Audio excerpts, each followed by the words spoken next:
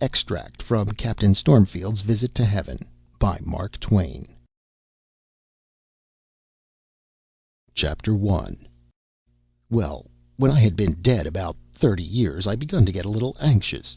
Mind you, had been whizzing through space all that time like a comet. Like a comet? Why, Peters, I laid over the lot of them. Of course, there warn't any of them going my way as a steady thing, you know, because they travel in a long circle like the loop of a lasso, whereas I was pointed as straight as a dart for the hereafter. But I happened on one every now and then that was going my way for an hour or so, and then we had a bit of a brush together. But it was generally pretty one-sided, because I sailed by them the same as if they were standing still. An ordinary comet don't make more than about 200,000 miles a minute. Of course, when I came across one of that sort, like Encke's and Halley's comets, for instance, it warn't anything but a flash and a vanish, you see. You couldn't rightly call it a race. It was as if the comet was a gravel train and I was a telegraph dispatch. But after I got outside of our astronomical system, I used to flush a comet occasionally that was something like. We haven't got any such comets. Ours don't begin. One night I was swinging along at a good round gait, everything taut and trim, and the wind in my favor. I judged I was going about 1,000,000 miles a minute. It might have been more. It couldn't have been less. When I flushed a most uncommonly big one about 3 points off my starboard bow. By his stern lights I judged he was bearing about northeast and by north half east. Well, it was so near my course that I wouldn't throw away the chance. So I fell off a point, steadied my helm, and went for him. You should have heard me whiz and seen the electric fur fly. In about a minute and a half I was fringed out with an electrical nimbus that flamed around for miles and miles and lit up all space like broad day. The comet was burning blue in the distance, like a sickly torch when I first sighted him, but he begun to grow bigger and bigger as I crept up on him. I slipped up on him so fast that when I had gone about 150 million miles I was close enough to be swallowed up in the phosphorescent glory of his wake, and I couldn't see anything for the glare. Thinks I, it won't do to run into him, so I shunted to one side and tore along. By and by I closed up abreast of his tail. Do you know what it was like? It was like a gnat closing up on the continent of America. I forged along. By and by I had sailed along his coast for a little upwards of 150 million miles, and then I could see by the shape of him that I hadn't even got up to his waistband yet. Why, Peters, we don't know anything about comets down here. If you want to see comets that are comets, you've got to go outside our solar system, where there's room for them, you understand?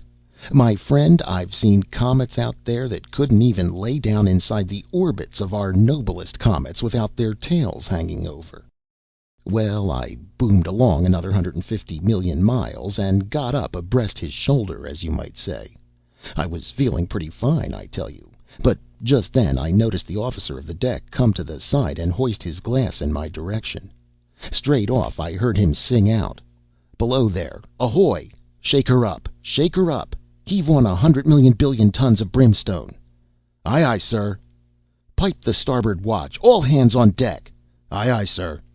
"Send 200,000 million men aloft to shake out royals and skyscrapers." "Aye, aye, sir." "Hand the stunnels! Hang out every rag you've got! Clothe her from stem to rudder post." "Aye, aye, sir." In about a second I begun to see I'd woke up a pretty ugly customer, Peters. In less than 10 seconds that comet was just a blazing cloud of red-hot canvas. It was piled up to the heavens, clean out of sight. The old thing seemed to swell out and occupy all space. The sulphur smoke from the furnaces, oh, well, nobody can describe the way it rolled and tumbled up into the skies, and nobody can half describe the way it smelt. Neither can anybody begin to describe the way that monstrous craft begun to crash along. And such another powwow, thousands of bo'sun's whistles screaming at once, and a crew like the populations of 100,000 worlds like ours, all swearing at once. Well, I never heard the like of it before. We roared and thundered along side by side, both doing our level best, because I'd never struck a comet before that could lay over me, and so I was bound to beat this one or break something. I judged I had some reputation in space, and I calculated to keep it. I noticed I wasn't gaining as fast now as I was before, but still I was gaining. There was a power of excitement on board the comet. Upwards of 100 billion passengers swarmed up from below and rushed to the side and begun to bet on the race. Of course, this careened her and damaged her speed. My, but wasn't the mate mad!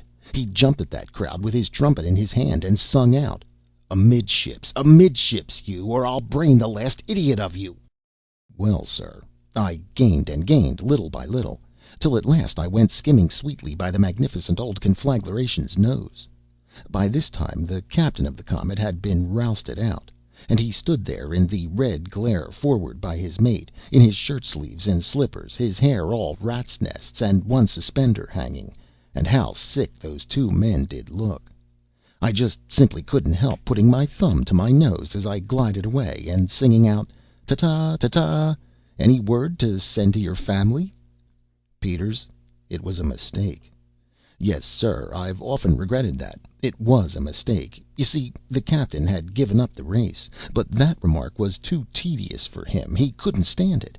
He turned to the mate, and says he, "Have we got brimstone enough of our own to make the trip?" "Yes, sir." "Sure?" "Yes, sir, more than enough." "How much have we got in cargo for Satan?" 1,800,000 billion quintillions of Kazarks." "Very well, then. Let his borders freeze till the next comet comes. Lighten ship. Lively now, lively, men! Heave the whole cargo overboard." "Peters, look me in the eye and be calm. I found out over there that a Kazark is exactly the bulk of 169 worlds like ours. They hove all that load overboard. When it fell, it wiped out a considerable raft of stars just as clean as if they'd been candles and somebody blowed them out. As for the race, that was at an end. The minute she was lightened, the comet swung along by me the same as if I was anchored. The captain stood on the stern by the after davits and put his thumb to his nose and sung out, 'Ta-ta, ta-ta! Maybe you've got some message to send to your friends in the everlasting tropics.' Then he hove up his other suspender and started forward, and inside of 3/4 of an hour his craft was only a pale torch again in the distance. Yes, it was a mistake, Peters, that remark of mine. I don't reckon I'll ever get over being sorry about it. I'd 'a' beat the bully of the firmament if I'd kept my mouth shut. But I've wandered a little off the track of my tale. I'll get back on my course again. Now you see what kind of speed I was making. So, as I said, when I had been tearing along this way about 30 years, I begun to get uneasy. Oh, it was pleasant enough, with a good deal to find out, but then it was kind of lonesome, you know. Besides, I wanted to get somewhere. I hadn't shipped with the idea of cruising forever. First off, I liked the delay, because I judged I was going to fetch up in pretty warm quarters once I got through. But towards the last I begun to feel that I'd rather go to, well, most any place, so as to finish up the uncertainty. Well, one night, it was always night except when I was rushing by some star that was occupying the whole universe with its fire and its glare, light enough then, of course, but I necessarily left it behind in a minute or two, and plunged into a solid week of darkness again. The stars ain't so close together as they look to be. Where was I? Oh, yes. One night I was sailing along when I discovered a tremendous long row of blinking lights away on the horizon ahead. As I approached, they begun to tower and swell and look like mighty furnaces. Says I to myself, "By George, I've arrived at last, and at the wrong place, just as I expected." Then I fainted. I don't know for how long I was insensible, but it must have been a good while, for when I came to, the darkness was all gone, and there was the loveliest sunshine and the balmiest, fragrantest air in its place. And there was such a marvelous world spread out before me, such a glowing, beautiful, bewitching country. The things I took for furnaces were gates, miles high, made all of flashing jewels, and they pierced a wall of solid gold that you couldn't see the top of, nor yet the end of, in either direction. I was pointed straight for one of these gates, and a coming like a house afire. Now I noticed that the skies were black with millions of people pointed for those gates. What a roar they made, rushing through the air! The ground was as thick as ants with people, too. Billions of them, I judge. I lit. I drifted up to a gate with a swarm of people, and when it was my turn, the head clerk says in a businesslike way, "Well, quick, where are you from?" "San Francisco," says I. What?" says he. "San Francisco." He scratched his head and looked puzzled.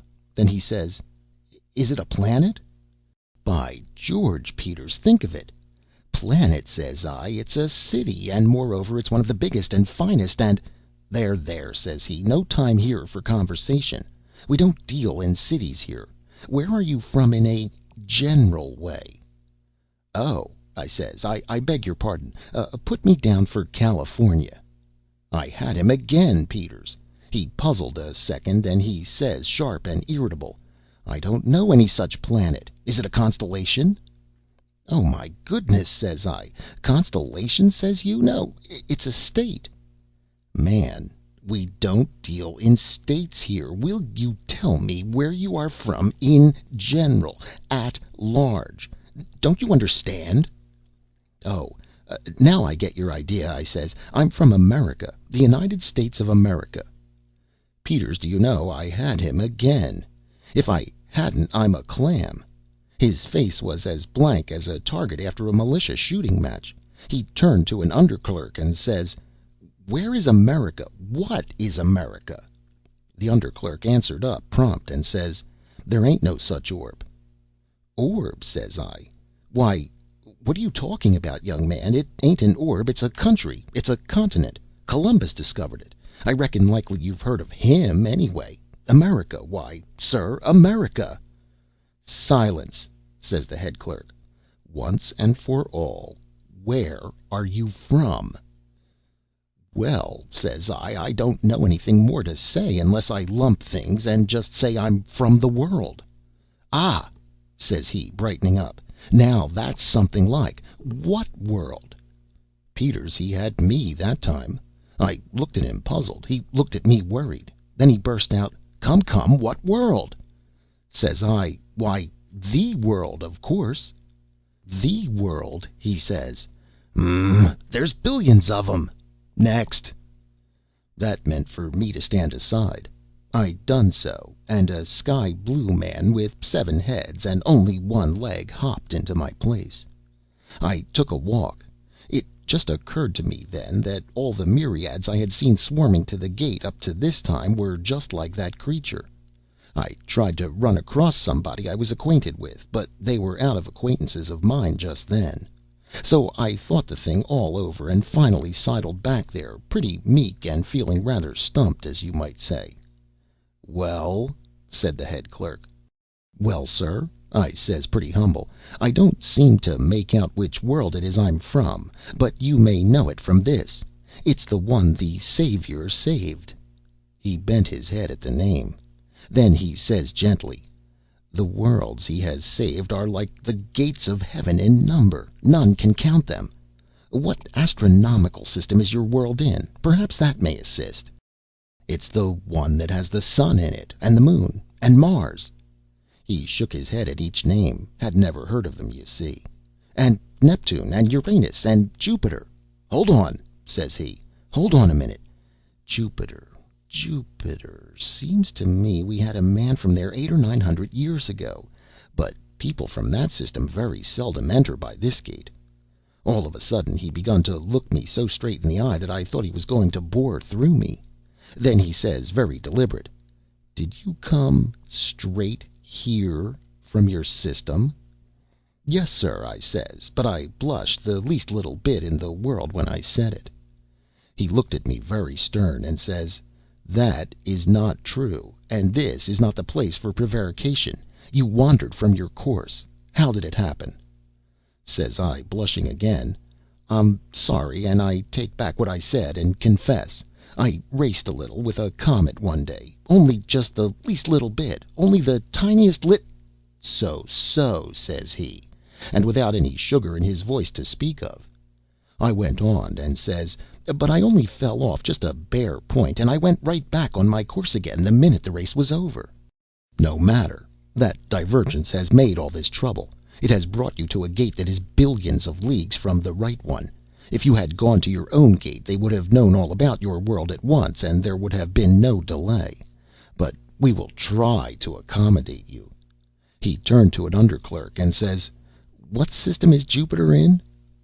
I don't remember, sir, but I think there is such a planet in one of the little new systems away out in one of the thinly worlded corners of the universe. I will see. He got a balloon and sailed up and up and up in front of a map that was as big as Rhode Island. He went on up till he was out of sight, and by he came down and got something to eat and went up again. To cut a long story short, he kept on doing this for a day or two, and finally he came down and said he thought he had found that solar system, but it might be fly specks. So he got a microscope and went back. It turned out better than he feared. He had rousted out our system sure enough. He got me to describe our planet and its distance from the sun, and then he says to his chief, "Oh, I know the one he means now, sir. It is on the map. It is called the Wart."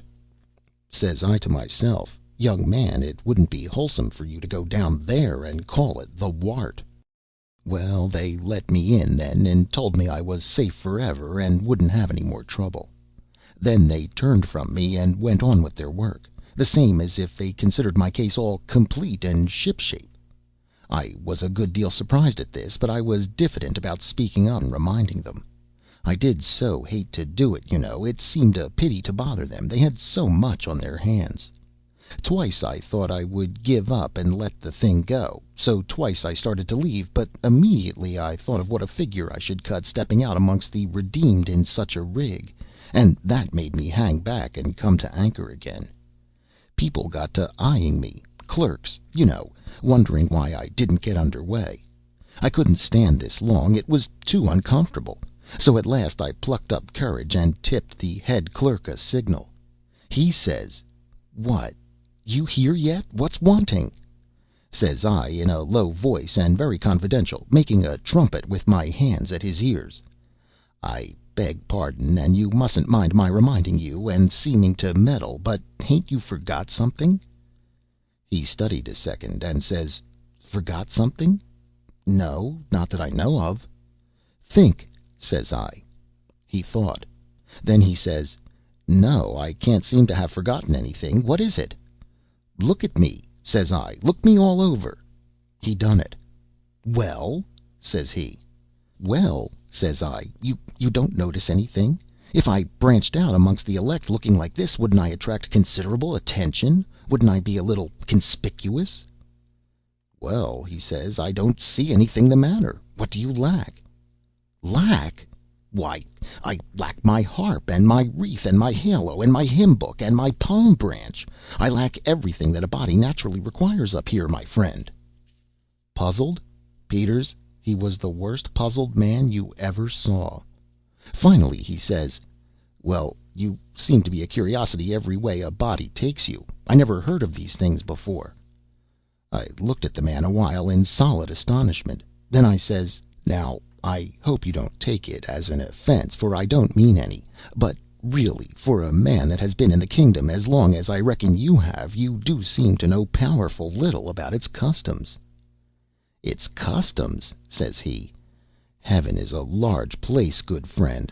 Large empires have many and diverse customs. Even small dominions have, as you doubtless know by what you have seen of the matter on a small scale in the Wart. How can you imagine I could ever learn the varied customs of the countless kingdoms of heaven? It makes my head ache to think of it. I know the customs that prevail in those portions inhabited by people that are appointed to enter by my own gate, and hark ye, that is quite enough knowledge for one individual to try to pack into his head in the 37 millions of years I have devoted night and day to that study. But the idea of learning the customs of the whole appalling expanse of heaven! Oh, man, how insanely you talk! Now, I don't doubt that this odd costume you talk about is the fashion in that district of heaven you belong to, but you won't be conspicuous in this section without it." I felt all right if that was the case, so I bade him good day and left. All day I walked toward the far end of a prodigious hall of the office, hoping to come out into heaven any moment. But it was a mistake. That hall was built on the general heavenly plan. It naturally couldn't be small. At last I got so tired I couldn't go any farther, so I sat down to rest and begun to tackle the queerest sort of strangers and ask for information.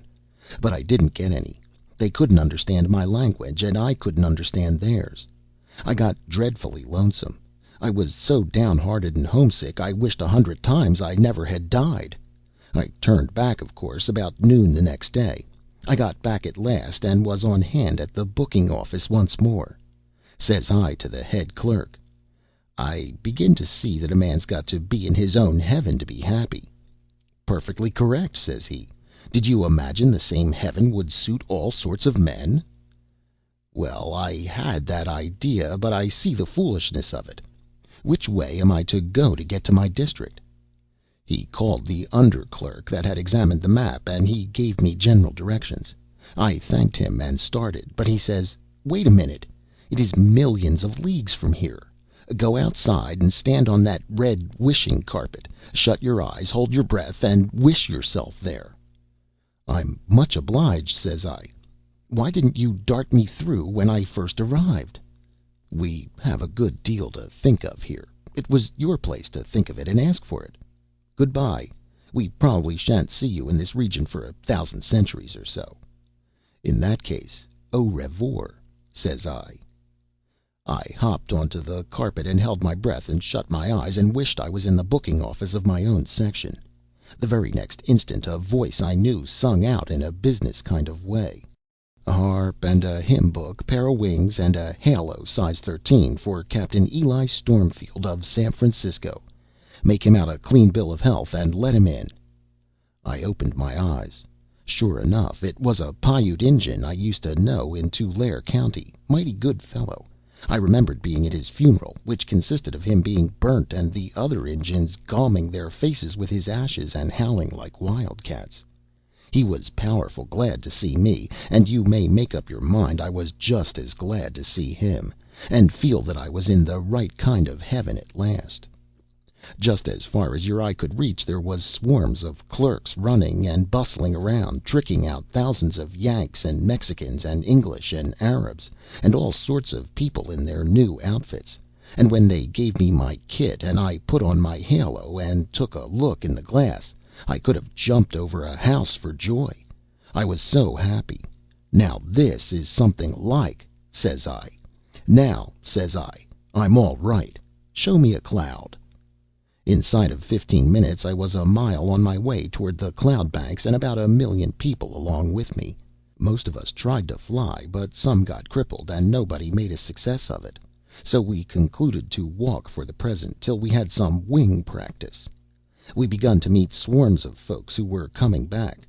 Some had harps and nothing else. Some had hymn books and nothing else. Some had nothing at all. All of them looked meek and uncomfortable. One young fellow hadn't anything left but his halo, and he was carrying that in his hand. All of a sudden he offered it to me and says, "Will you hold it for me a minute?" Then he disappeared in the crowd. I went on. A woman asked me to hold her palm branch, and then she disappeared. A girl got me to hold her harp for her, and by George, she disappeared, and so on, till I was about loaded down to the guards. Then comes a smiling old gentleman and asked me to hold his things. I swabbed off the perspiration and says, pretty tart, "I'll have to get you to excuse me, my friend. I ain't no hat rack." About this time I begun to run across piles of those traps lying in the road. I just quietly dumped my extra cargo along with them. I looked around, and Peters, that whole nation that was following me, were loaded down with the same as I'd been. The return crowd had got them to hold their things a minute, you see. They all dumped their loads, too, and we went on. When I found myself perched on a cloud with 1,000,000 other people, I never felt so good in my life. Says I, "Now this is according to the promises. I've been having my doubts, but now I am in heaven sure enough." I gave my palm branch a wave or two for luck, and then tauted up my harp strings and struck in. Well, Peters, you can't imagine anything like the row we made. It was grand to listen to, and made a body thrill all over, but there was a considerable many tunes going on at once, and that was a drawback to the harmony, you understand. And then there was a lot of Injun tribes, and they kept up such another war whooping that they kind of took the tuck out of the music. By and by I quit performing, and judged I'd take a rest. There was quite a nice mild old gentleman sitting next to me, and I noticed he didn't take a hand. I encouraged him, but he said he was naturally bashful, and was afraid to try before so many people. By and by the old gentleman said he never could seem to enjoy music somehow. The fact was, I was beginning to feel the same way, but I didn't say anything. Him and I had a considerable long silence then, but of course it weren't noticeable in that place. After about 16 or 17 hours, during which I played and sung a little now and then, always the same tune because I didn't know any other, I laid down my harp and begun to fan myself with a palm branch. Then we both got to sighing pretty regular. Finally, says he, "Don't you know any tune but the one you've been pegging at all day?" "Not another blessed one," says I. "Don't you reckon you could learn another one?" says he. "Never," says I. "I've tried to, but I couldn't manage it." "It's a long time to hang to the one. Eternity, you know." "Don't break my heart," says I. "I'm getting low-spirited enough already." After another long silence, says he, "Are you glad to be here?" Says I, "Old man, I'll be frank with you. This ain't just as near my idea of bliss as I thought it was going to be when I used to go to church." Says he, "What do you say to knocking off and calling it half a day?" "That's me," says I. "I never wanted to get off watch so bad in my life." So we started. Millions were coming to the cloud bank all the time, happy and hosannaing. Millions were leaving it all the time, looking mighty quiet, I tell you. We laid for the newcomers, and pretty soon I'd got them to hold all my things a minute, and then I was a free man again, and most outrageously happy. Just then I ran across old Sam Bartlett, who had been dead a long time, and stopped to have a talk with him. Says I, "Now, tell me, is this going to go on forever? Ain't there anything else for a change?" Says he, "I'll set you right on that point very quick. People take the figurative language of the Bible and the allegories for literal, and the first thing they ask for when they get here is a halo and a harp and so on. Nothing that's harmless and reasonable is refused a body here if he asks it in the right spirit. So they are outfitted with these things without a word. They go and sing and play just about one day, and that's the last you'll ever see them in the choir. They don't need anybody to tell them that that sort of thing wouldn't make a heaven, at least not a heaven that a sane man could stand a week and remain sane. That cloud bank is placed where the noise can't disturb the old inhabitants, and so there ain't any harm in letting everybody get up there and cure himself as soon as he comes. Now, you just remember this. Heaven is as blissful and lovely as it can be, but it's just the busiest place you ever heard of. There ain't any idle people here after the first day. Singing hymns and waving palm branches through all eternity is pretty when you hear about it in the pulpit, but it's as poor a way to put in valuable time as a body could contrive. It would just make a heaven of warbling ignoramuses, don't you see? Eternal rest sounds comforting in the pulpit, too. Well, you try it once, and see how heavy time will hang on your hands. Why, Stormfield, a man like you that has been active and stirring all his life would go mad in 6 months in a heaven where he hadn't anything to do. Heaven is the very last place to come to rest in, and don't you be afraid to bet on that." Says I, "Sam, I'm as glad to hear it as I thought I'd be sorry. I'm glad I come now." Says he, "Cap'n, ain't you pretty physically tired?" Says I, "Sam, it ain't any name for it. I'm dog tired." "Just so, just so. You've earned a good sleep, and you'll get it. You've earned a good appetite, and you'll enjoy your dinner. It's the same here as it is on Earth. You've got to earn a thing square and honest before you enjoy it. You can't enjoy first and earn afterwards. But there's this difference here. You can choose your own occupation, and all the powers of heaven will be put forth to help you make a success of it if you do your level best. The shoemaker on earth that had the soul of a poet in him won't have to make shoes here. Now, that's all reasonable and right, says I. Plenty of work, and the kind you hanker after. No more pain, no more suffering. Oh, hold on. There's plenty of pain here, but it don't kill. There's plenty of suffering here, but it don't last. You see, happiness ain't a thing in itself. It's only a contrast with something that ain't pleasant. That's all it is. There ain't a thing you can mention that is happiness in its own self. It's only so by contrast with the other thing. And so, as soon as the novelty is over and the force of the contrast dulled, it ain't happiness any longer, and you have to get something fresh. Well, there's plenty of pain and suffering in heaven. Consequently, there's plenty of contrasts, and just no end of happiness. Says I, it's the sensiblest heaven I've heard of yet, Sam, though it's about as different from the one I was brought up on as a live princess is different from her own wax figure. Along in the first months I knocked around the kingdom, making friends and looking at the country, and finally settled down in a pretty likely region to have a rest before taking up another start. I went on making acquaintances and gathered up information. I had a good deal of talk with an old bald-headed angel by the name of Sandy McWilliams. He was from somewhere in New Jersey. I went about with him considerable. We used to lay around warm afternoons in the shade of a rock on some meadow ground that was pretty high and out of the marshy slush of his cranberry farm, and there we used to talk about all kinds of things and smoke pipes. One day says I, "About how old might you be, Sandy?" 72. I judged so. How long you been in heaven? 27 years come Christmas. How old was you when you come up? Why, 72, of course. You can't mean it. Why can't I mean it? Because if you was 72 then, you are naturally 99 now. No, but I ain't. I stay the same age I was when I come. Well, says I, come to think, there's something just here that I want to ask about. Down below I always had an idea that in heaven we would all be young and bright and spry.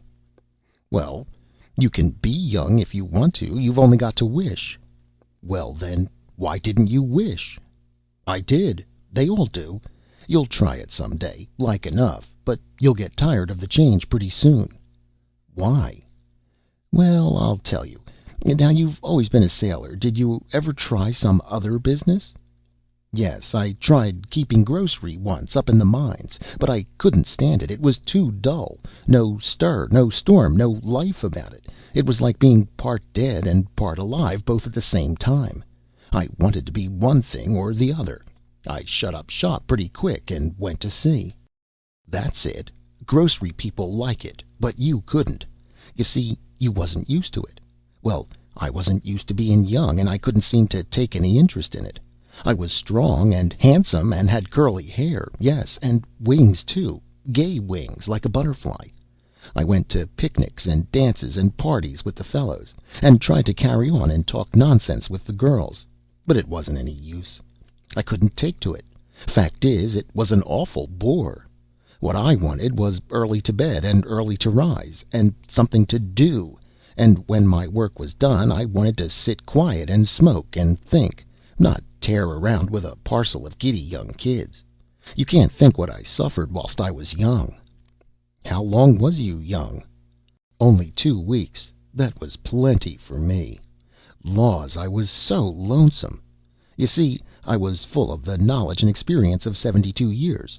The deepest subject those young folk could strike was only ABC to me. And to hear them argue, oh my! It would have been funny if it hadn't been so pitiful.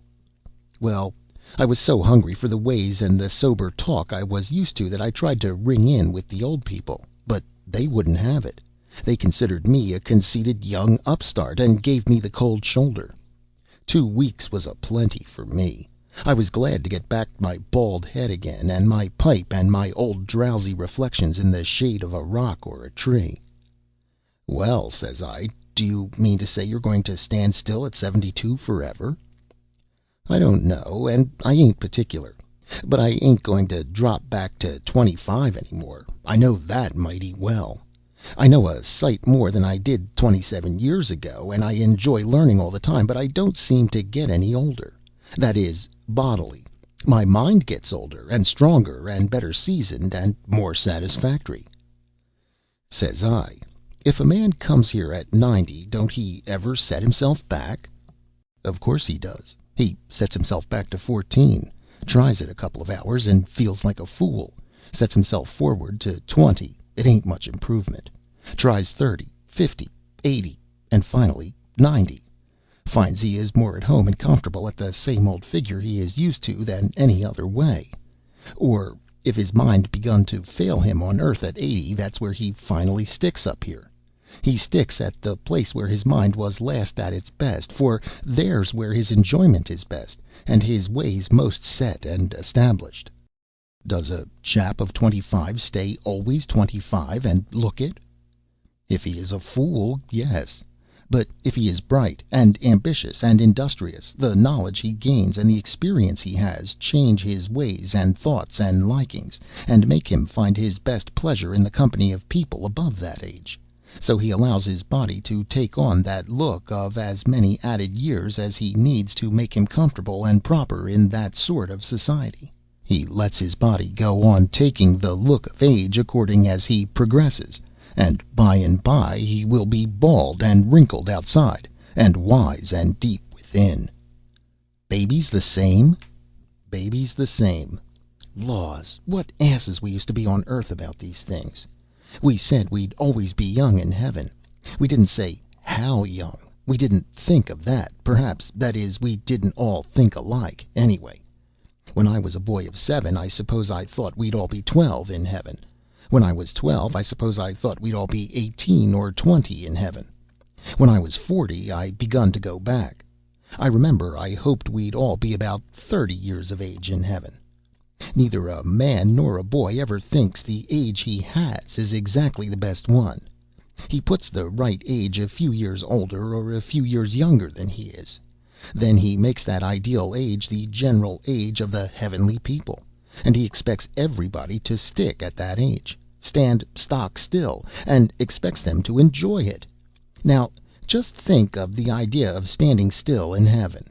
Think of a heaven made up entirely of hoop-rolling, marble-playing cubs of 7 years, or of awkward, diffident, sentimental immaturities of 19, or of vigorous people of 30, healthy-minded, brimming with ambition, but chained hand and foot to that one age and its limitations like so many helpless galley slaves.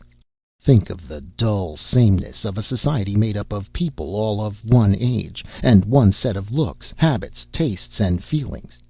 Think how superior to it Earth would be, with its variety of types and faces and ages, and the enlivening attrition of the myriad interests that come into pleasant collision in such a variegated society.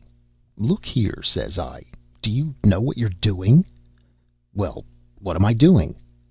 You are making heaven pretty comfortable in one way, but you are playing the mischief with it in another.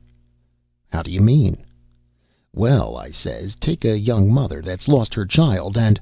Shh, he says, look. It was a woman, middle-aged, and had grizzled hair. She was walking slow, and her head was bent down, and her wings hanging limp and droopy, and she looked ever so tired, and was crying, poor thing. She passed along by with her head down that way, and the tears running down her face, and didn't see us. Then Sandy said, low and gentle and full of pity, she's hunting for her child. No, found it, I reckon. Lord, how she's changed. But I recognize her in a minute, though it's 27 years since I saw her. A young mother she was, about 22 or 4, along there, and blooming and lovely and sweet. Just a flower. And all her heart and all her soul was wrapped up in her child, her little girl, 2 years old. And it died, and she went wild with grief, just wild. Well, the only comfort she had was that she'd see her child again in heaven. Never more to part, she said, and kept on saying it over and over, never more to part. And the words made her happy, yes, they did, and made her joyful. And when I was dying, 27 years ago, she told me to find her child the first thing, and say she was coming soon, soon, very soon, she hoped and believed. Why, it's pitiful, Sandy. He didn't say anything for a while, but sat looking at the ground, thinking. Then he says, kind of mournful, "And now she's come." "Well, go on." "Stormfield, maybe she hasn't found the child, but I think she has. Looks so to me. I've seen cases before. You see, she's kept that child in her head just the same as it was when she jounced it in her arms, a little chubby thing. But here it didn't elect to stay a child. No, it elected to grow up, which it did. And in these 27 years it has learned all the deep scientific learning there is to learn, and in studying and learning more and more all the time, and don't give a damn for anything but learning, just learning, and discussing gigantic problems with people like herself." "Well?" "Stormfield, don't you see? Her mother knows cranberries, and how to tend them, and pick them, and put them up, and market them, and not another blamed thing. Her and her daughter can't be any more company for each other now than Mud Turtle and Bird of Paradise. Poor thing, she was looking for a baby to jounce. I think she's struck a disappointment." "Sandy, what will they do? Stay unhappy forever in heaven?" "No, they'll come together and get adjusted by and by. But not this year, and not the next. By and by." Chapter 2. I had been having considerable trouble with my wings. The day after I helped the choir I made a dash or two with them, but was not lucky. First off, I flew 30 yards, and then fouled an Irishman and brought him down, brought us both down, in fact. Next I had a collision with a bishop, and bowled him down, of course. We had some sharp words, and I felt pretty cheap to come banging into a grave old person like that, with a million strangers looking on and smiling to themselves. I saw I hadn't got the hang of the steering, and so couldn't rightly tell where I was going to bring up when I started. I went afoot the rest of the day, and let my wings hang. Early next morning I went to a private place to have some practice. I got up on a pretty high rock, and got a good start, and went swooping down, aiming for a bush a little over 300 yards off. But I couldn't seem to calculate for the wind, which was about 2 points abaft my beam. I could see I was going considerable to leeward of the bush, so I worked my starboard wing slow, and went ahead strong on the port one. But it wouldn't answer. I could see I was going to broach to, so I slowed down on both and lit. I went back to the rock and took another chance at it. I aimed 2 or 3 points to starboard of the bush. Yes, more than that, enough so as to make it nearly a headwind. I done well enough, but made pretty poor time. I could see plain enough that on a headwind wings was a mistake. I could see that a body could sail pretty close to the wind, but he couldn't go in the wind's eye. I could see that if I wanted to go a visiting any distance from home, and the wind was ahead, I might have to wait days, maybe, for a change. And I could see, too, that these things could not be any use at all in a gale. If you tried to run before the wind, you would make a mess of it, for there isn't any way to shorten sail. Like reefing, you know. You have to take it all in, shut your feathers down flat to your sides. That would land you, of course.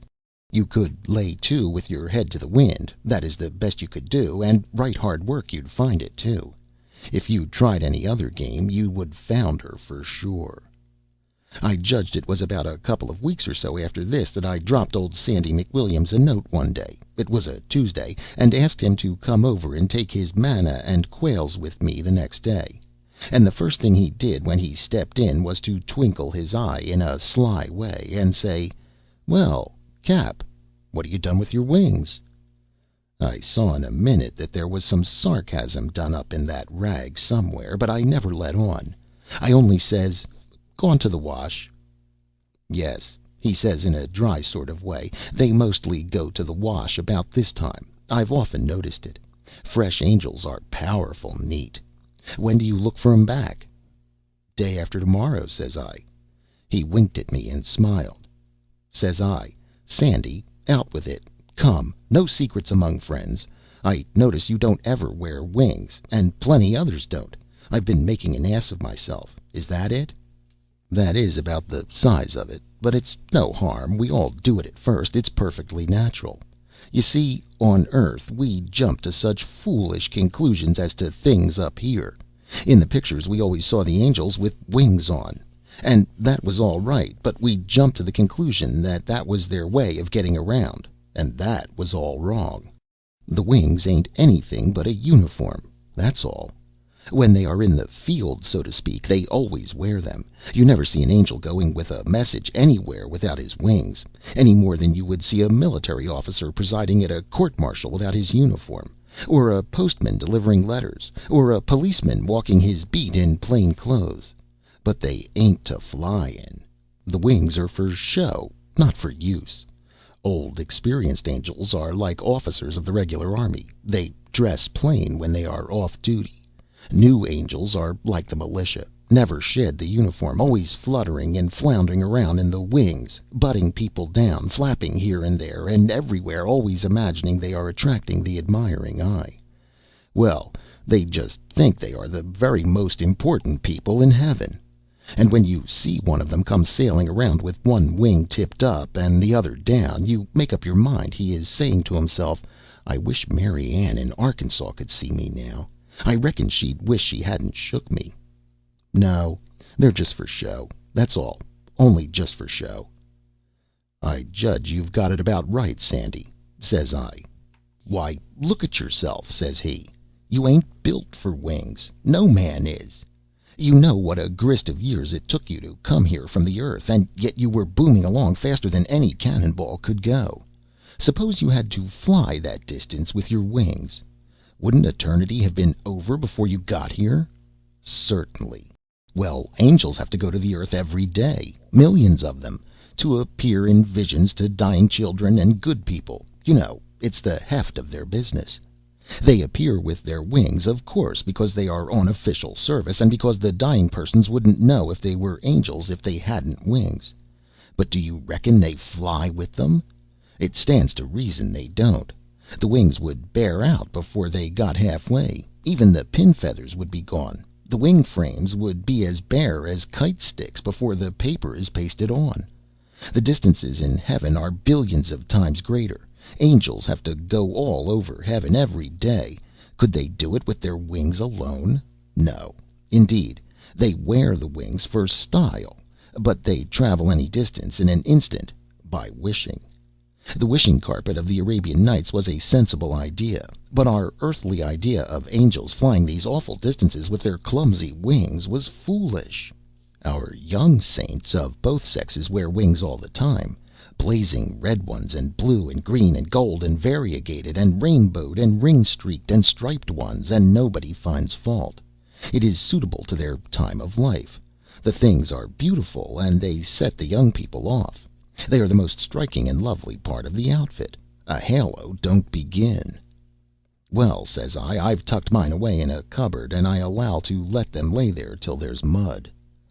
"Yes, or a reception." "What's that?" "Well, you can see one tonight if you want to. There's a barkeeper from Jersey City going to be received." "Go on, tell me about it." "This barkeeper got converted at a Moody and Sankey meeting in New York, and started home on the ferry boat, and there was a collision, and he got drowned.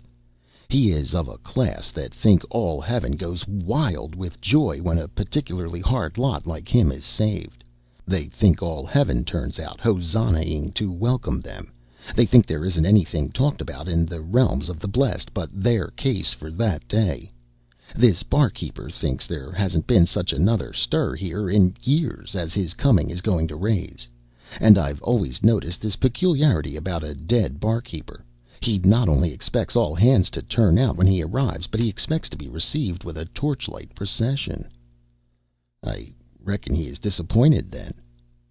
"No, he isn't. No man is allowed to be disappointed here. Whatever he wants when he comes, that is, any reasonable and unsacrilegious thing, he can have. There's always a few millions or billions of young folk around who don't want any better entertainment than to fill up their lungs and swarm out with their torches and have a high time over a barkeeper. It tickles the barkeeper till he can't rest. It makes a charming lark for the young folks. It don't do anybody any harm. It don't cost a rap, and it keeps up the place's reputation for making all comers happy and content. Very good. I'll be on hand and see them land that barkeeper. It is manners to go in full dress. You want to wear your wings, you know, and your other things. Which ones? Halo and harp and palm branch and all that. Well, says I reckon I ought to be ashamed of myself, but the fact is I left them laying around that day I resigned from the choir. I haven't got a rag to wear but this robe and the wings. That's all right. You'll find they've been raked up and saved for you. Send for them. I'll do it, Sandy. But what was it you were saying about unsacrilegious things which people expect to get and will be disappointed about?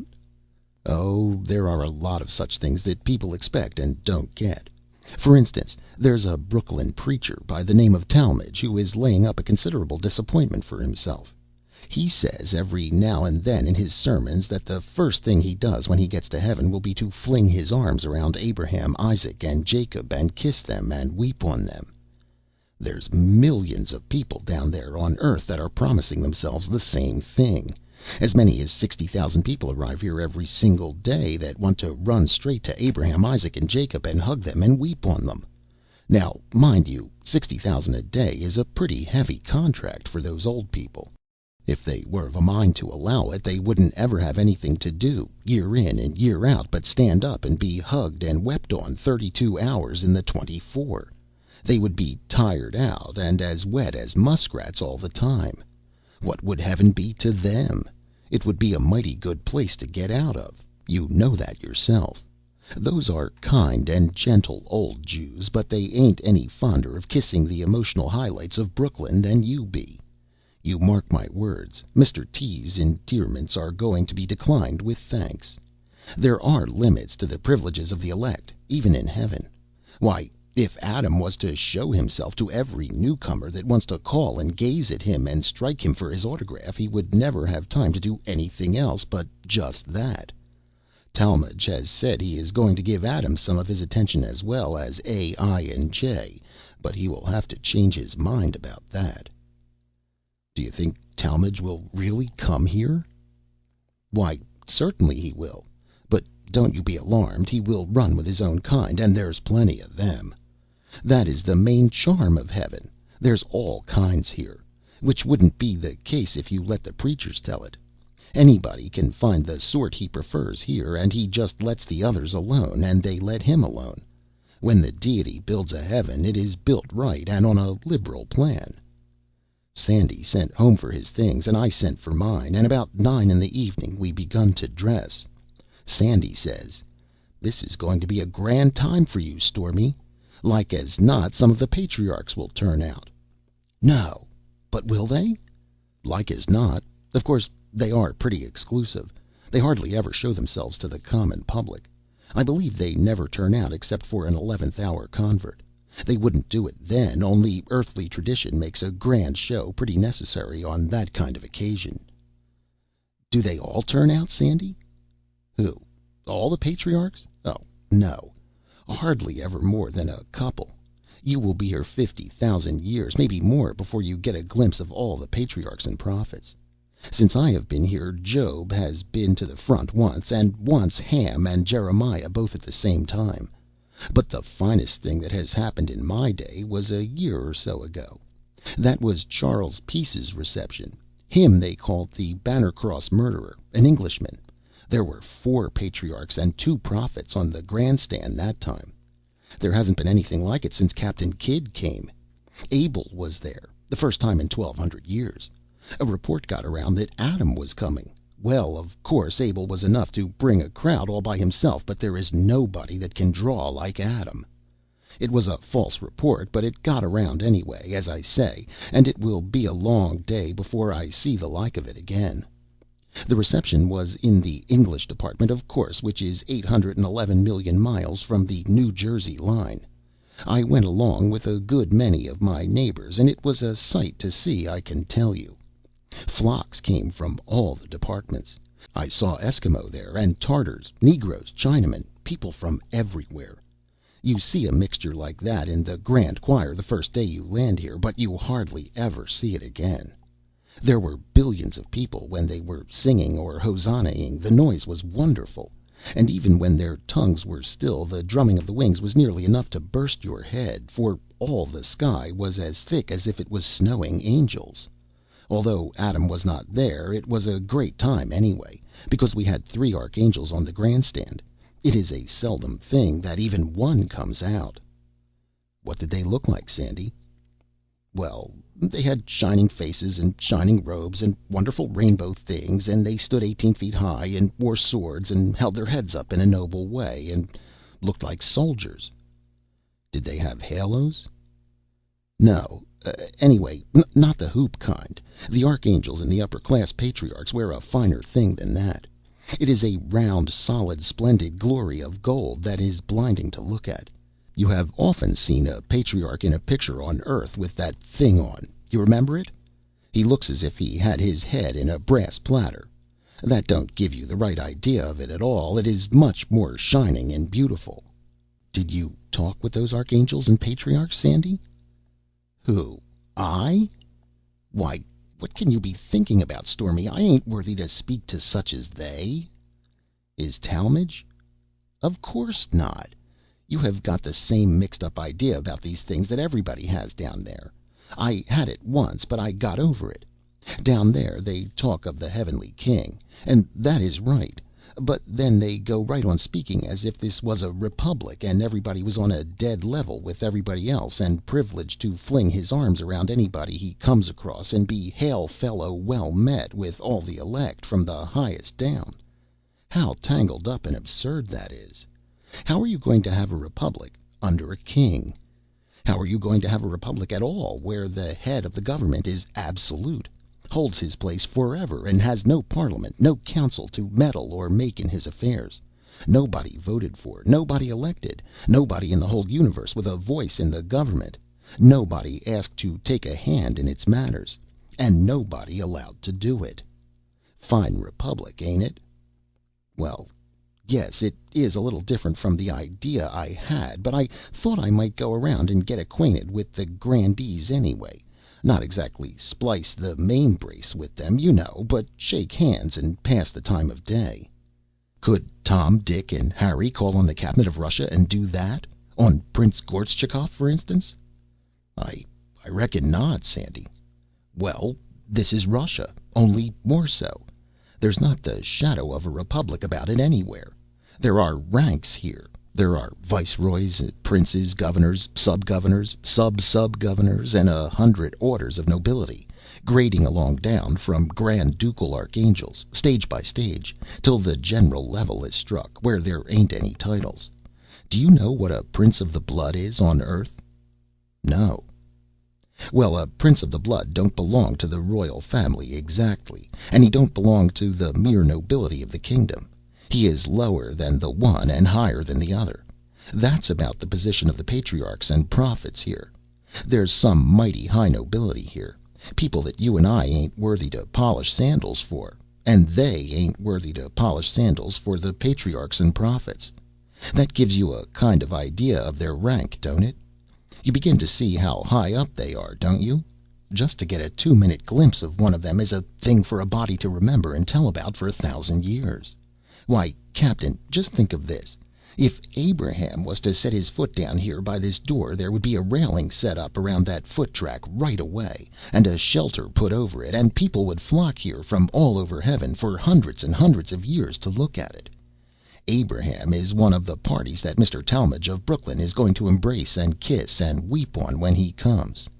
He wants to lay in a good stock of tears, you know, or 5 to 1 he'll go dry before he gets a chance to do it. Sandy, says I had an idea that I was going to be equals with everybody here too, but I will let that drop. It don't matter, and I am plenty happy enough anyway. Captain, you are happier than you would be the other way. These old patriarchs and prophets have got ages the start of you. They know more in 2 minutes than you know in a year. Did you ever try to have a sociable improving time discussing winds and currents and variations of compass with an undertaker? I get your idea, Sandy. He couldn't interest me. He would be an ignoramus in such things. He would bore me, and I would bore him. You have got it. You would bore the patriarchs when you talked, and when they talked they would shoot over your head. By and by you would say, "Good morning, Your Eminence, I will call again." But you wouldn't. Did you ever ask the slush boy to come up in the cabin and take dinner with you? I get your drift again, Sandy. I wouldn't be used to such grand people as the patriarchs and prophets, and I would be sheepish and tongue-tied in their company, and mighty glad to get out of it. Sandy, which is the highest rank, patriarch or prophet? Oh, the prophets hold over the patriarchs. The newest prophet, even, is of a slight more consequence than the oldest patriarch. Yes, sir, Adam himself has to walk behind Shakespeare. Was Shakespeare a prophet? Of course he was, and so was Homer, and heaps more. But Shakespeare and the rest have to walk behind a common tailor from Tennessee by the name of Billings, and behind a horse doctor named Saka from Afghanistan. Jeremiah and Billings and Buddha walk together, side by side, right behind a crowd from planets not in our astronomy. Next come a dozen or two from Jupiter and other worlds. Next come Daniel and Saka and Confucius. Next a lot from systems outside of ours. Next comes Ezekiel and Mohammed, Zoroaster, and a knife grinder from ancient Egypt. Then there is a long string, and after them, away down toward the bottom, come Shakespeare and Homer, and a shoemaker named Marais from the back settlements of France. Have they really rung in Mohammed and all those other heathens? Yes, they all had their message, and they all get their reward. The man who don't get his reward on earth needn't bother. He will get it here, sure. But why did they throw off on Shakespeare that way, and put him away down there below those shoemakers and horse doctors and knife grinders, a lot of people nobody ever heard of? That is the heavenly justice of it. They weren't rewarded according to their deserts on earth, but here they get their rightful rank. That tailor Billings from Tennessee wrote poetry that Homer and Shakespeare couldn't begin to come up to, but nobody would print it. Nobody read it but his neighbors, an ignorant lot, and they laughed at it. Whenever the village had a drunken frolic and a dance, they would drag him in and crown him with cabbage leaves and pretend to bow down to him. And one night, when he was sick and nearly starved to death, they had him out and crowned him, and then they rode him on a rail about the village, and everybody followed along, beating tin pans and yelling. Well, he died before morning. He wasn't ever expecting to go to heaven, much less that there was going to be any fuss made over him, so I reckon he was a good deal surprised when the reception broke on him. Was you there, Sandy? Bless you, no. Why? Didn't you know it was going to come off? Well, I judge I did. It was the talk of these realms, not for a day like this barkeeper business, but for 20 years before the man died. Why the mischief didn't you go then? Now how you talk! The like of me go meddling around at the reception of a prophet? A mudsill like me trying to push in and help receive an awful grandee like Edward J. Billings? Why, I should have been laughed at for 1,000,000,000 miles around. I shouldn't ever heard the last of it. Well, who did go then? Mighty few people that you and I will ever get a chance to see, Captain. Not a solitary commoner ever has the luck to see a reception of a prophet, I can tell you. All the nobility and all the patriarchs and prophets, every last one of them, and all the archangels and all the princes and governors and viceroys were there, and no small fry, not a single one. And mind you, I'm not talking about only the grandees from our world, but the princes and patriarchs and so on from all the worlds that shine in our sky, and from billions more that belong in systems upon systems away outside of the one our sun is in.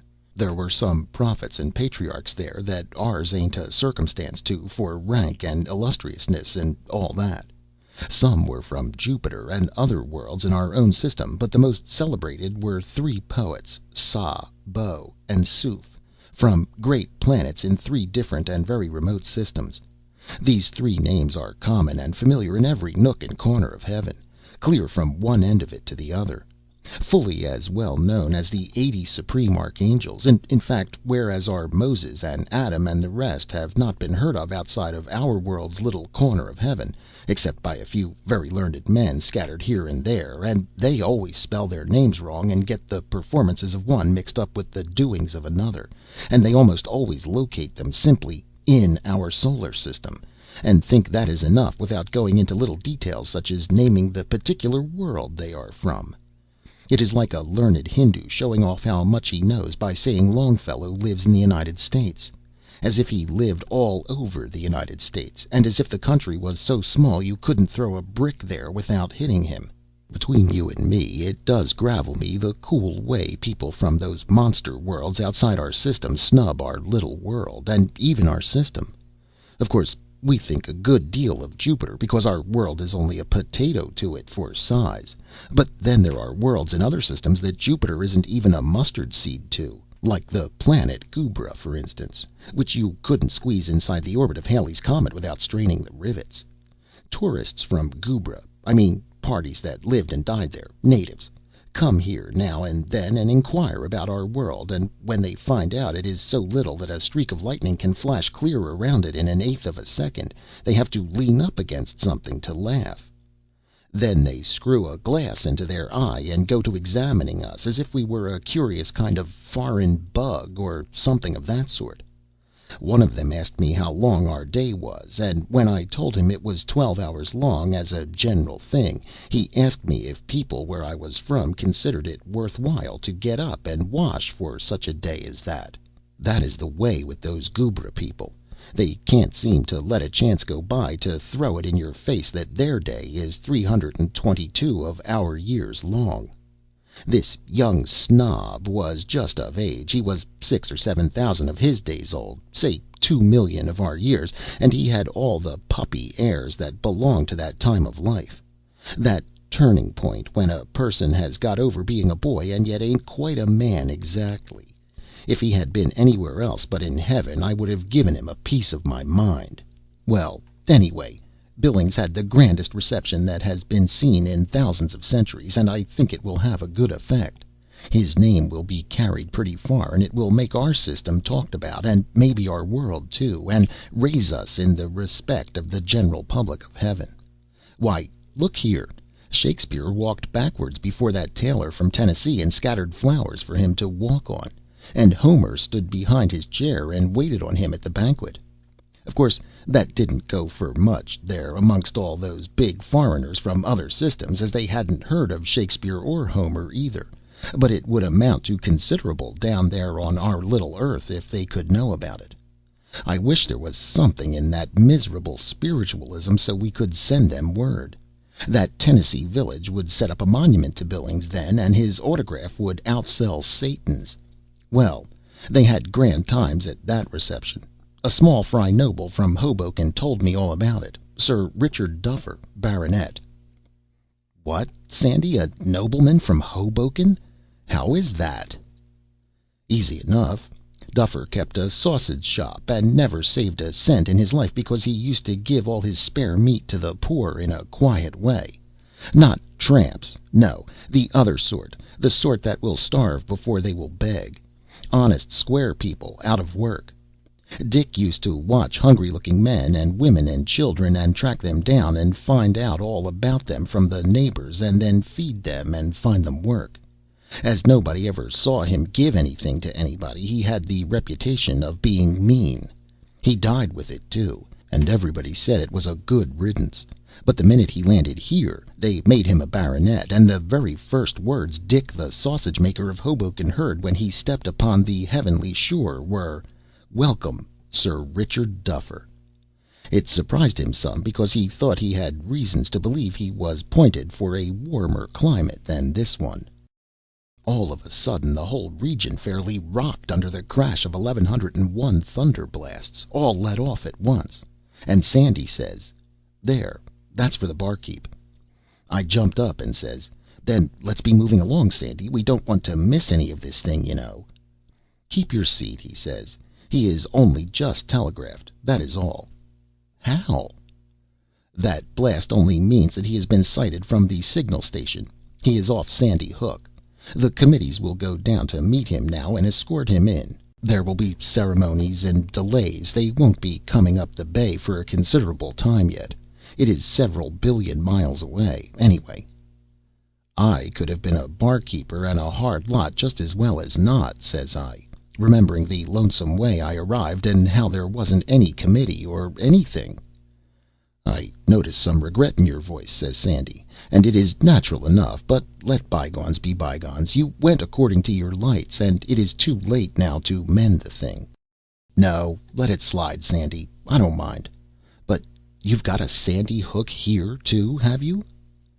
We've got everything here, just as it is below. All the states and territories of the Union, and all the kingdoms of the earth, and the islands of the sea are laid out here just as they are on the globe. All the same shape they are down there, and all graded to the relative size, only each state and realm and island is a good many billion times bigger here than it is below. There goes another blast. What's that one for? That is only another fort answering the first one. They each fire 1101 thunder blasts at a single dash. It is the usual salute for an 11th hour guest. 100 for each hour, and an extra one for the guest's sex. If it was a woman, we would know it by their leaving off the extra gun. How do we know there's 1101, Sandy, when they all go off at once, and yet we certainly do know? Our intellects are a good deal sharpened up here in some ways, and that is one of them. Numbers and sizes and distances are so great here that we have to be made so we can feel them. Our old ways of counting and measuring and ciphering wouldn't ever give us an idea of them, but would only confuse us and oppress us and make our heads ache. After some more talk about this, I says, Sandy, I notice that I hardly ever see a white angel. Where I run across one white angel, I strike as many as 100 million copper-colored ones. People that can't speak English. How is that? Well, you will find it the same in any state or territory of the American corner of heaven you choose to go to. I have shot along a whole week on a stretch and gone millions and millions of miles through perfect swarms of angels without ever seeing a single white one, or hearing a word I could understand. You see, America was occupied a billion years and more by Injuns and Aztecs and that sort of folks, before a white man ever set his foot in it. During the first 300 years after Columbus's discovery, there wasn't ever more than one good lecture audience of white people all put together in America. I mean, the whole thing, British possessions and all. In the beginning of our century, there were only 6 or 7, say 7 million. 12 or 14 million in 1825. Say 23 million in 1850. 40 million in 1875. Our death rate has always been 20 in 1,000 per annum. Well, 140,000 died the first year of the century, 280,000 the 25th year, 500,000 the 50th year, about 1,000,000 the 75th year. Now I am going to be liberal about this thing and consider that 50 million whites have died in America from the beginning up to today. Make it 60. If you want to, make it 100 million. It's no difference, about a few millions one way or the other. Well, now, you can see yourself that when you come to spread a little dab of people like that over these hundreds of billions of miles of American territory here in heaven, it is like scattering a 10-cent box of homeopathic pills over the great Sahara and expecting to find them again. You can't expect us to amount to anything in heaven, and we don't. Now, that is the simple fact, and we have got to do the best we can with it. The learned men from other planets and other systems come here and hang around a while, when they are touring around the kingdom, and then go back to their own section of heaven and write a book of travels, and they give America about 5 lines in it. And what do they say about us? They say this wilderness is populated with a scattering few 100,000 billions of red angels, with now and then a curiously complected diseased one. You see, they think we whites and the occasional nigger are Injuns that have been bleached out or blackened by some leprous disease or other, for some peculiarly rascally sin, mind you. It is a mighty sour pill for us all, my friend. even the modestest of us, let alone the other kind that think they are going to be received like a long-lost government bond and hug Abraham into the bargain. I haven't asked you any of the particulars, Captain, but I judge it goes without saying, if my experience is worth anything, that there wasn't much of a hoorah made over you when you arrived. Now, was there?" "Don't mention it, Sandy," says I, coloring up a little.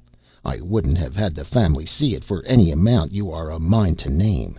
Change the subject, Sandy. Change the subject." "Well, do you think of settling in the California Department of Bliss?" "I don't know. I wasn't calculating on doing anything really definite in that direction till the family come. I thought I would just look around, meantime, in a quiet way, and make up my mind. Besides, I know a good many dead people, and I was calculating to hunt them up and swap a little gossip with them about friends and old times and one thing or another, and ask them how they like it here as far as they got. I reckon my wife will want to camp in the California range, though, because most all her departed will be there, and she likes to be with folks she knows." "Don't you let her. You see what the Jersey district of heaven is for whites. Well, the Californian district is 1,000 times worse. It swarms with a mean kind of leather-headed, mud-colored angels, and your nearest white neighbor is likely to be 1,000,000 miles away. What a man mostly misses in heaven is company. Company of his own sort and color and language. I have come near settling in the European part of heaven once or twice on that account." "Well, why didn't you, Sandy?" "Oh, for various reasons. For one thing, although you see plenty of whites there, you can't understand any of them hardly, and so you go about as hungry for talk as you do here. I like to look at a Russian or a German or an Italian. I even like to look at a Frenchman, if ever I have the luck to catch him engaged in anything that ain't indelicate. But looking don't cure the hunger. What you want is talk." "Well, there's England, Sandy, the English district of heaven." "Yes, but it is not so very much better than this end of the heavenly domain. As long as you run across Englishmen born this side of 300 years ago, you are all right, but the minute you get back of Elizabeth's time, the language begins to fog up, and the further back you go, the foggier it gets. I had some talk with one Langland and a man by the name of Chaucer, old-time poets, but it was no use. I couldn't quite understand them, and they couldn't quite understand me. I have had letters from them since, but it is such broken English I can't make it out. Back of those men's time, the English are just simply foreigners, nothing more, nothing less. They talk Danish, German, Norman French, and sometimes a mixture of all three. Back of them, they talk Latin, and ancient British, Irish, and Gaelic, and then back of these come billions and billions of pure savages that talk a gibberish that Satan himself couldn't understand. The fact is, where you strike one man in the English settlements that you can understand, you wade through awful swarms that talk something you can't make head nor tail of. You see, every country on earth has been overlaid so often in the course of 1 billion years with different kinds of people and different sorts of languages that this sort of mongrel business was bound to be the result in heaven."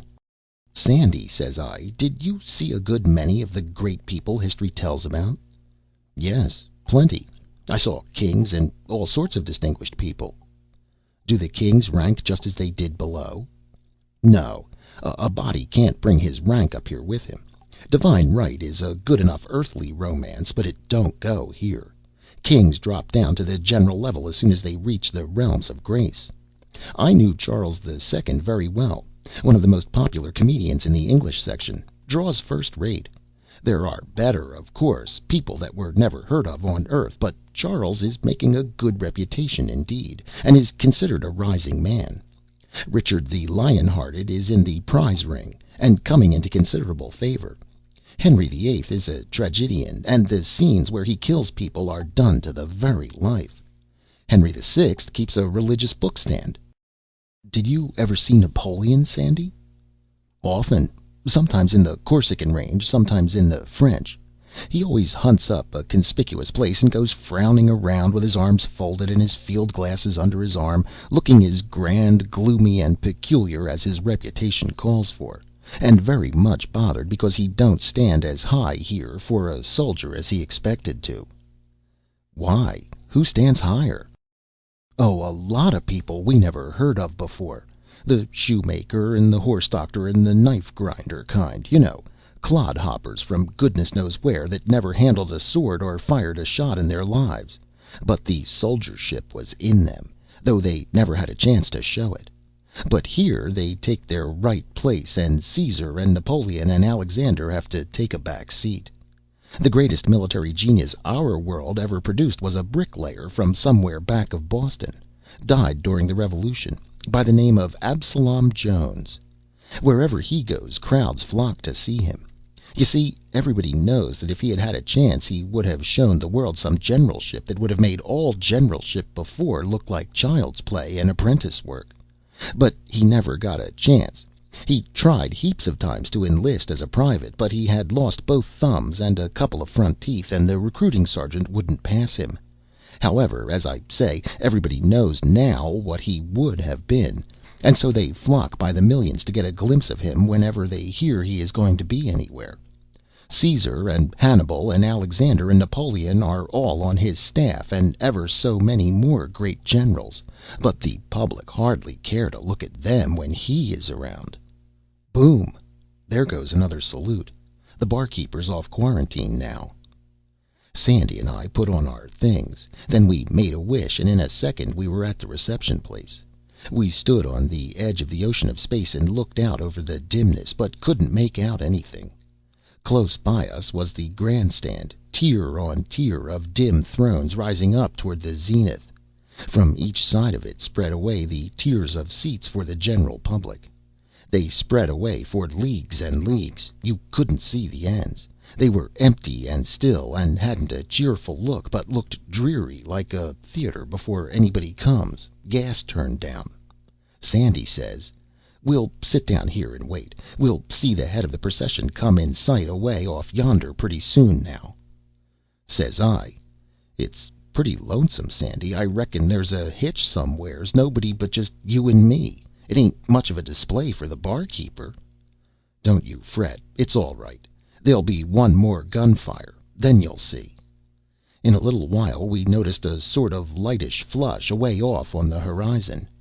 "Head of the torchlight procession," says Sandy. It spread and got lighter and brighter. Soon it had a strong glare like a locomotive headlight.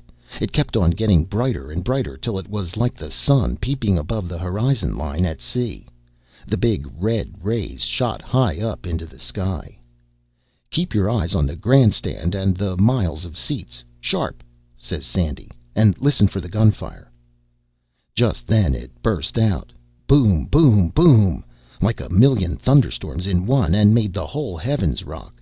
Then there was a sudden and awful glare of light all about us, and in that very instant every one of the millions of seats was occupied, and as far as you could see in both directions was just a solid pack of people, and the place was all splendidly lit up. It was enough to take a body's breath away. Sandy says, "That is the way we do it here. No time fooled away, nobody straggling in after the curtain's up. Wishing is quicker work than traveling. A quarter of a second ago these folks were millions of miles from here. When they heard the last signal, all they had to do was wish, and here they are." The prodigious choir struck up. "We long to hear thy voice, to see thee face to face." It was noble music, but the uneducated chipped in and spoiled it, just as the congregations used to do on earth. The head of the procession began to pass now, and it was a wonderful sight. It swept along thick and solid, 500,000 angels abreast, and every angel carrying a torch and singing. The whirring thunder of the wings made a body's head ache. You could follow the line of the procession back and slanting upward into the sky, far away in a glittering snaky rope, till it was only a faint streak in the distance.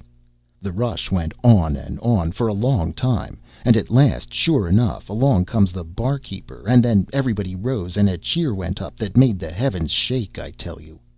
He was all smiles, and had his halo tilted over one ear in a cocky way, and was the most satisfied looking saint I ever saw. While he marched up the steps of the grandstand, the choir struck up. The whole wide heaven groans and waits to hear that voice. There were four gorgeous tents standing side by side in the place of honor, on a broad railed platform in the center of the grandstand, with a shining guard of honor round about them. The tents had been shut up all this time. As the barkeeper climbed along up, bowing and smiling to everybody, and at last got to the platform, these tents were jerked up aloft all of a sudden, and we saw four noble thrones of gold, all caked with jewels, and in the two middle ones sat old white-whiskered men, and in the two others a couple of most glorious and gaudy giants, with platter halos and beautiful armor. All the millions went down on their knees and stared, and looked glad, and burst out into a joyful kind of murmurs. They said, "Two archangels!